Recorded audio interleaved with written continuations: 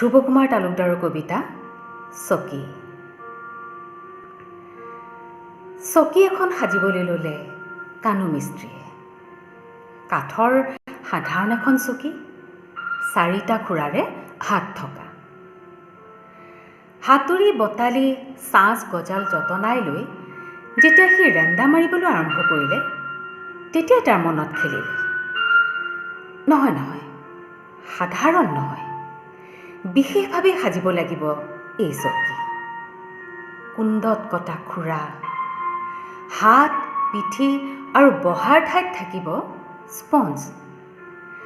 ৰংচঙীয়া মখমল কাপোৰেৰে ঢাকি জাক কৰা হ'ব দেখনীয়াৰ আৰু আৰামী।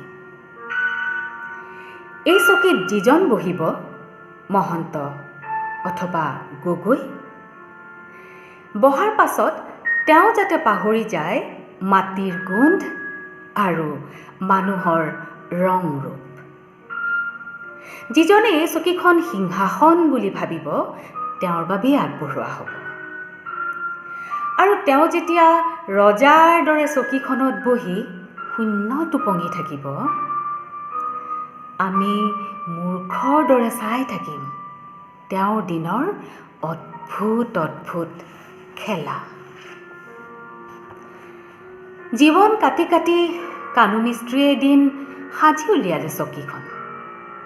আৰু চকীখনৰে ইটো সিটো চাই থাকোঁতে তাৰ মূৰত লম্ভিল এটা পোক। যিখন বিচনাত শুই শুই সি চকীখন সজাৰ পৰিকল্পনা কৰিছিল, সেই বিচনাখনৰে চুক কোণৰ পৰা উলিয়াই আনিলে অসংখ্য উৰহ আৰু সযতনে মেলি দিলে চকীখনৰ মাজত। কিয়নো উৰহৰ কামোৰ খাই খাই বলিয়াৰ দৰে সাৰে নাথাকিলে কোনে 5 বছৰ কাল বহি থাকিব এই চকীত, অনাগত 5 বছৰৰ হিচাপ লিখি? সকলো কাম সম্পূৰ্ণ হোৱাৰ পাছত সি চকীখন আনি চোতালত থলে আৰু হুৰা হুৰাৱে কান্দিবলৈ ধৰিলে।